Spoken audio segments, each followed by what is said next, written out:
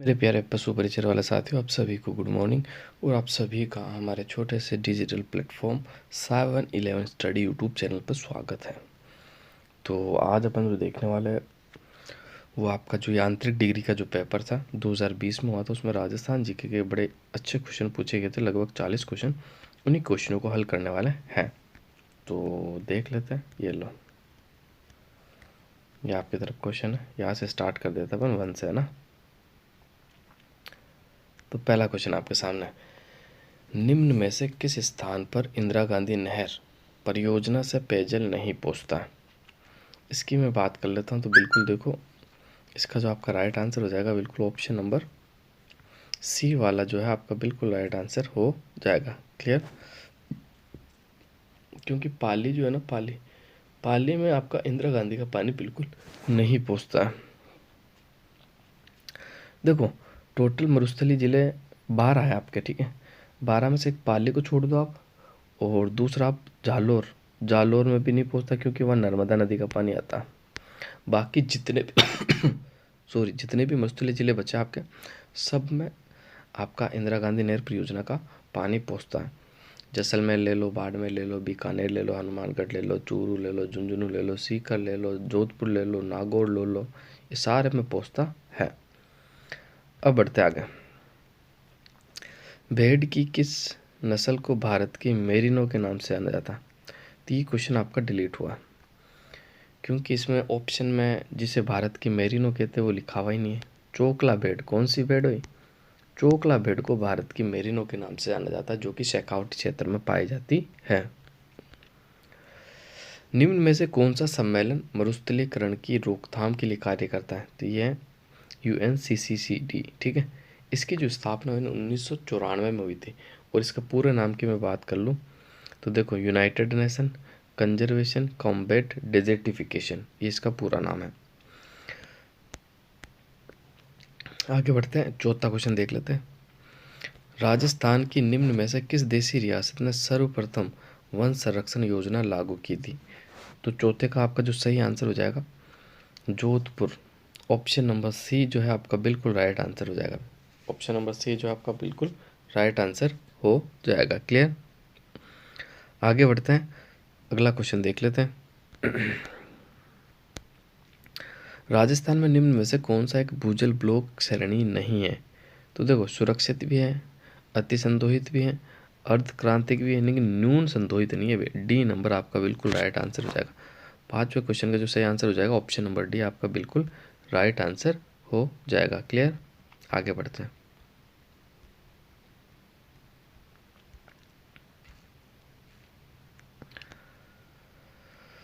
Barchan स्थलाकृति निम्न में से किस भौतिक विभाग से संबंधित है। तो बरखान जो है ना, देखो, पर्वतीय प्रदेश में भी नहीं है, पठारी में भी नहीं, मैदानी में भी नहीं, मरुस्थल में पाया जाता है। बरखान होता क्या? तो बरखान बालू का स्तूप होते हैं, ठीक है। अर्धचंद्राकार होते हैं, ये हेयरपिन ऐसे अर्धचंद्राकार आकृति के अंदर बन जाते हैं, ठीक है। और ये रेगिस्तान के अंदर पाए जाते हैं। रेत के जो टीले होते हैं ना, उन्हें ही बालू का स्तूप कहा जाता है। उनकी जो अलग अलग आकृतियाँ बन जाती है उन्हें बालू का स्तूप के नाम से जाना जाता है। क्वेश्चन नंबर 7, राजस्थान में माही नदी निम्न में से किन जिलों की सीमा बनाती है। तो आप सभी को पता है माही नदी कौन सी जिलों की सीमा बनाती है। तो डूंगरपुर और बांसवाड़ा। ऑप्शन नंबर बी जो है आपका बिल्कुल राइट आंसर हो जाएगा। क्लियर। नेक्स्ट, हैला ख्याल लोक संगीत राजस्थान के निम्नलिखित में से किस क्षेत्र से संबंधित हैं। तो इसका जो आपका राइट आंसर हो जाएगा दौसा और सवाई माधोपुर की हैला ख्याल आपकी फेमस है। हैला ख्याल एक लोक नाट्य है, ठीक है, बिल्कुल आपको याद रखना। आगे बढ़ते हैं। देव नारायण जी का मुख्य मंदिर कहाँ स्थित है। तो भगवान देव नारायण जी का जो मुख्य मंदिर है आपका आसींद में पड़ता है। भाई आसींद में कहाँ पड़ता है? आसींद में। और आसींद आपका पड़ता है भीलवाड़ा में। कहाँ पड़ता है? भीलवाड़ा में। तलवाड़ा की बात कर लो तो तलवाड़ा में देखो बांसवाड़ा के अंदर पड़ता है। और त्रिपुर सुंदरी माता का मंदिर तलवाड़ा में पड़ता है। रामदेवरा की बात कर लो तो रामदेव जी, लोक देवता रामदेव जी का मंदिर यहाँ पड़ता है। पांचोटा की बात कर लो तो तल्ली नाथ जी का जो मंदिर बना हुआ वो पांचोटा में बना हुआ है। क्लियर। अब आगे बढ़ते हैं, अगला क्वेश्चन देखते हैं।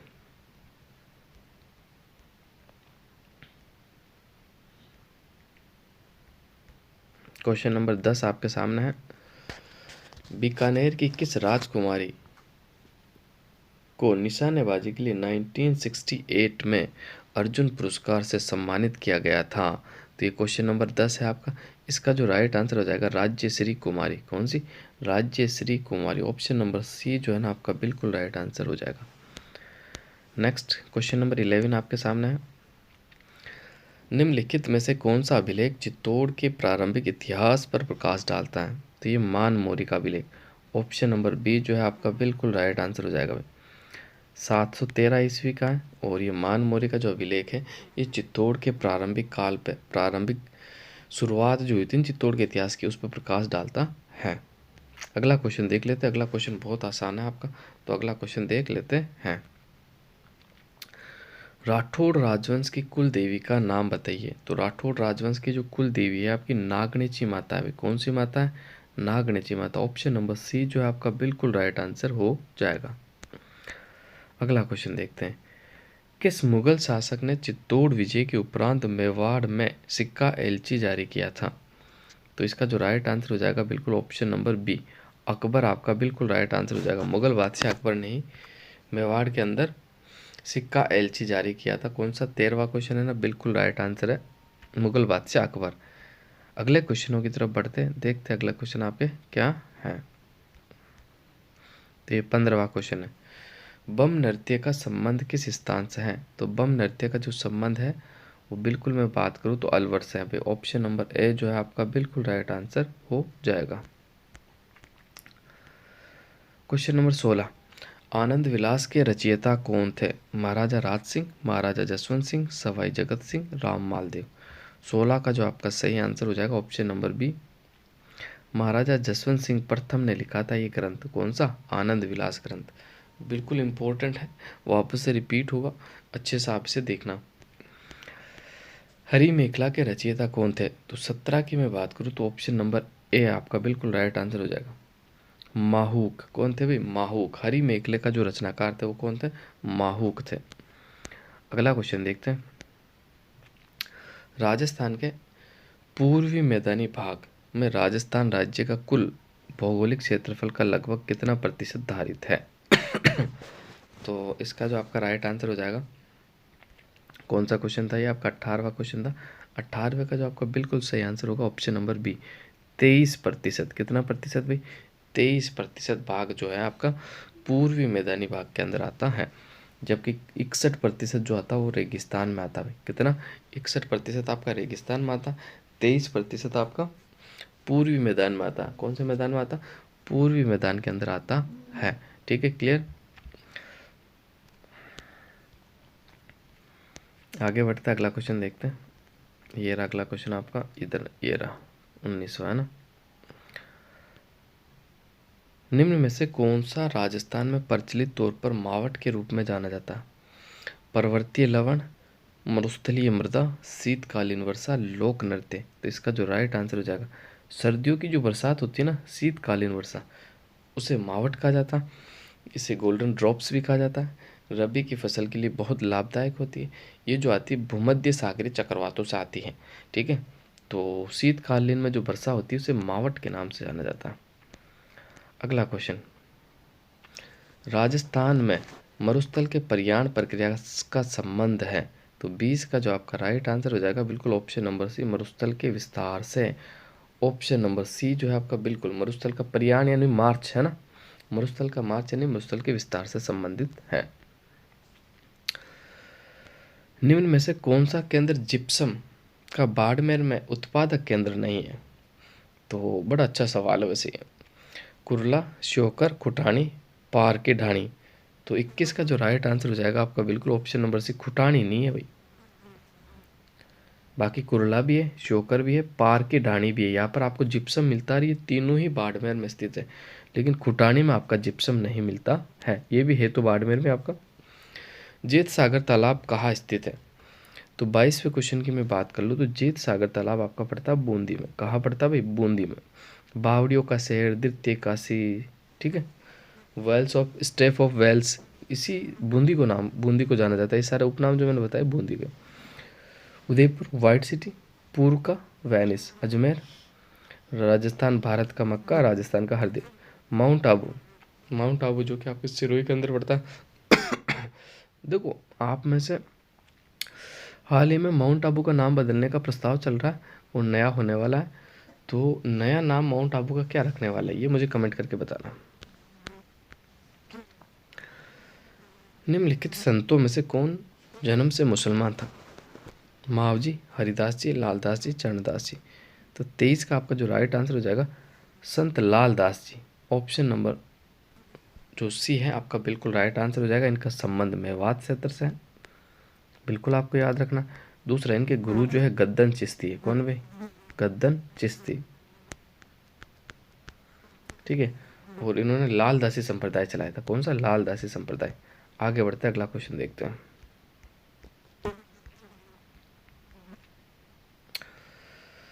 किशोर सागर तालाब कहाँ स्थित है? देखो पहले जेत सागर तालाब, अब किशोर सागर तालाब पूछ लिया गया। तो आपका किशोर सागर जो तालाब पड़ता कहाँ पड़ता? तो ऑप्शन नंबर ए कोटा में पड़ता भी। कहाँ पड़ता किशोर सागर? कोटा में। और जेत सागर बूंदी में।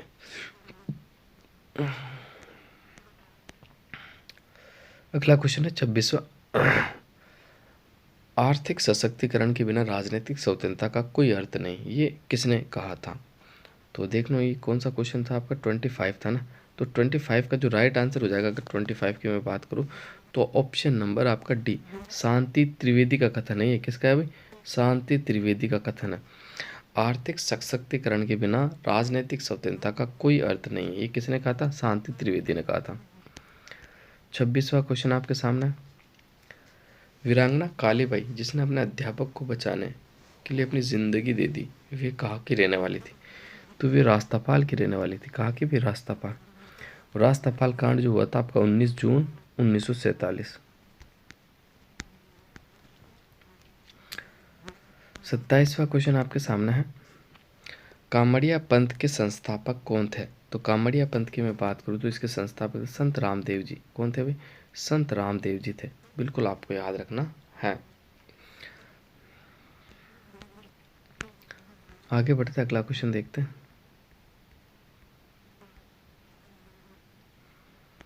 28वां क्वेश्चन आपके सामने है। राजस्थान के एकीकरण के समय जोधपुर का शासक कौन था? तो राजस्थान के एकीकरण के समय जो जोधपुर का शासक था वो कौन था? तो इसका जो आपका राइट आंसर हो जाएगा बिल्कुल हनुवंत सिंह था। ऑप्शन नंबर ए जो है आपका बिल्कुल राइट आंसर हो जाएगा। क्लियर?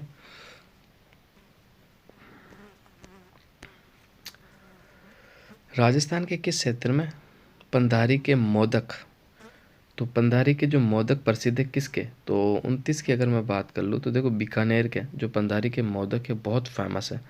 ऑप्शन नंबर सी जो है आपका बिल्कुल राइट आंसर हो जाएगा। क्लियर?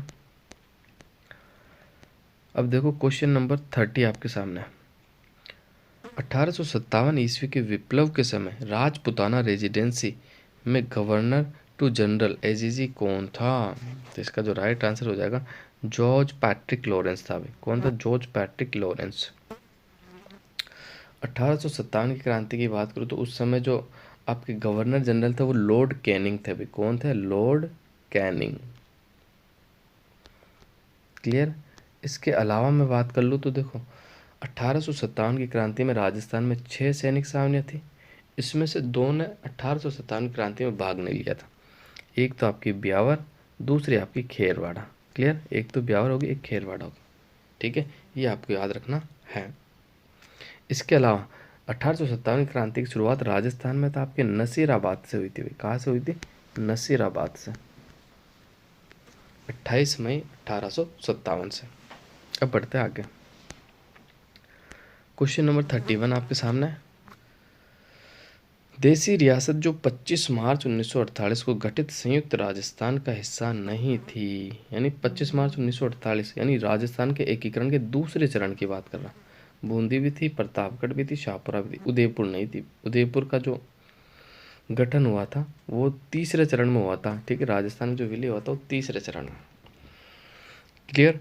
तो ऑप्शन नंबर सी जो है आपका बिल्कुल राइट आंसर हो जाएगा। राजस्थान का जो एकीकरण है 7 चरणों में कंप्लीट हुआ। राजस्थान के एकीकरण कुल कितना समय लगा? 8 7 14, 8 साल 7 महीने 14 दिन। क्लियर? और राजस्थान के एकीकरण में 4 चरण में चारों का मैं उद्घाटन बताता हूँ। प्रथम चरण का उद्घाटन एनवी गाडगिल, दूसरे का एनवी गाडगिल, तीसरे चरण का उद्घाटन आपके पंडित जवाहरलाल नेहरू, चौथे चरण का उद्घाटन आपके सरदार वल्लभ भाई पटेल के द्वारा किया गया था। क्लियर। अब आगे बढ़ते हैं।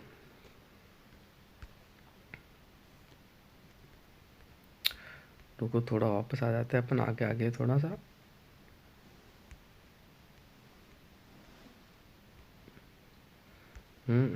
अपन चल रहे थे यहाँ पे है ना, ये आ गया था अपना। इसके बाद अगला क्वेश्चन देखते हैं यहाँ से।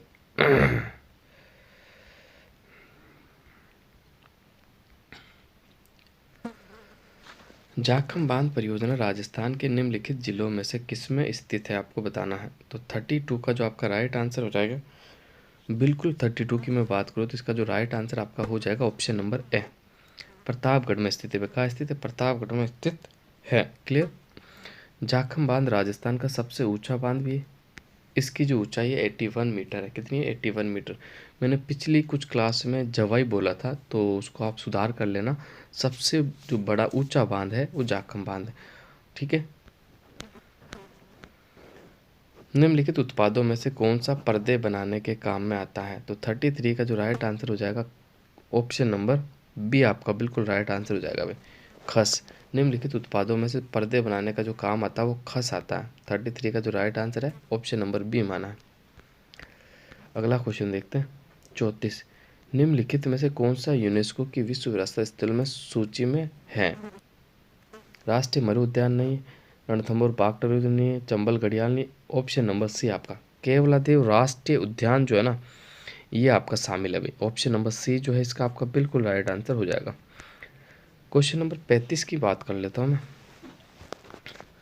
राष्ट्रीय राजमार्ग 44 राजस्थान के किस जिले से निकलता है? तो 35 का जो आपका राइट आंसर हो जाएगा ऑप्शन नंबर बी, धौलपुर से गुजरता है। कहाँ से गुजरता है? धौलपुर।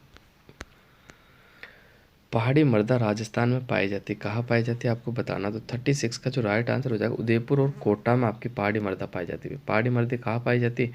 उदयपुर और कोटा के अंदर पाई जाती है। अगला क्वेश्चन देख लेते हैं। 37वां क्वेश्चन आपके सामने है। चंबल नदी राजस्थान में निम्नलिखित में से किन जिलों की सीमा बनाती है? तो इसका जो आपका राइट आंसर हो जाएगा 37 का बिल्कुल कोटा और सवाई माधोपुर की सीमा बनाती है। अगला क्वेश्चन आपके सामने है। लूनी बेसिन को किस नाम से जाना जाता है? तो लूनी बेसिन को किस नाम से जाना जाता है? 38 का जो आपका बिल्कुल राइट आंसर हो जाएगा गोडवाड़ क्षेत्र, गोडवाड़ क्षेत्र के नाम से जाना जाता है। लूनी नदी की मैं बात कर लूँ तो लूनी नदी जो है देखो, ये अजमेर की नाग पहाड़ियों से निकलती हुई। कहाँ से निकलती है? अजमेर के नाग पहाड़ से। और ये नाग पहाड़ है ना, एक बार इस नाग पहाड़ की ऊंचाई भी पूछी गई थी, तो इसकी जो ऊंचाई आपको याद रखना 795 मीटर है। कितनी है? 795 मीटर है। लूनी नदी की मैं बात कर लूँ तो लूनी नदी जो है इसका पानी बालोतरा तक मीठा है, बाद में इसका पानी खारा हो जाता है। ठीक है।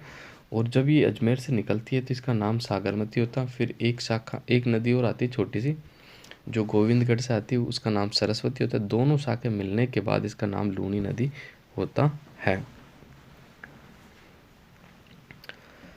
राजस्थान में टांका और खड़ीन प्रकार हैं, किस प्रकार के हैं? तो ये परंपरागत जल संरक्षण की तकनीक है भाई। ठीक है, बिल्कुल आपको याद रखना। टांका यानी जहाँ ऐसा होद टाइप बनाया जाता है, ठीक है, जिसमें ऑटोमेटिक पानी, बरसात का पानी भर सके। और खड़ीन क्या होता है? तो खड़ीन एक कृषि होती है जिसमें खेतों को नमी की वजह से ऐसी तकनीक अपनाई जाती है कि खेतों को, मतलब खेतों की जो मिट्टी होती है उसमें नमी को बरकरार रखे, वो खड़ीन होती है। और खड़ीन जो आपके ज़्यादा फेमस है वो जैसलमेर की है भी। कहाँ की फेमस है? जैसलमेर।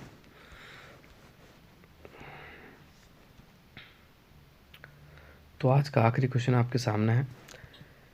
निम्न में से किस जिले में राजस्थान की 20वीं पशुगणना 2017 के अनुसार सर्वाधिक पशुधनों की संख्या है?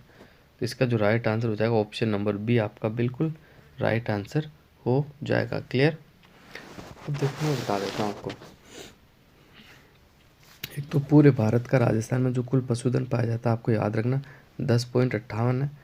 अगर लगभग में कम पूरा आंकड़ा आएगा तो ये आएगा, लगभग में आ जाए तो 10.60 भी आपको दे सकता है। तो कोई नहीं, 10.60 या 10.58 आपको याद रखना है। दोनों ऑप्शन में नहीं मिलेगा। दूसरा, मैं बात कर लेता हूँ 19वीं और 20वीं पशु गणना रिपोर्ट के अनुसार कुल पशुओं में जो कमी आई कितना प्रतिशत आई? 1.66%। क्लियर। दूसरी मैं बात कर लेता हूँ। तो देखो राजस्थान में सर्वाधिक पशुधन आपके बाड़मेर में, जबकि न्यूनतम पशुधन की मैं बात करूँ तो धौलपुर में। कहाँ है भाई? न्यूनतम पशुधन आपका कहाँ पड़ता है? धौलपुर में। इसके अलावा 19वीं पशु गणना रिपोर्ट के अनुसार कुल कितना पशुधन था? तो 19वीं में था 577 लाख, जबकि 20वीं में कितना बचा है? 568 लाख ही बचा भाई। कितना बचा? 568 लाख ही बचा है। और राजस्थान में सर्वाधिक कौन सा पशुधन है? तो बकरी सबसे ज़्यादा है, आपको याद रखना है। कुल कितनी है? तो 20.84 लाख। ठीक है, आपको याद रखना 20.84 लाख। ठीक है, इतनी बकरियां राजस्थान में उपलब्ध है। तो आज के लिए बस इतना ही। तो मिलते हैं नई क्लास में एक नए पेपर के साथ। तो आप सभी साथियों का धन्यवाद।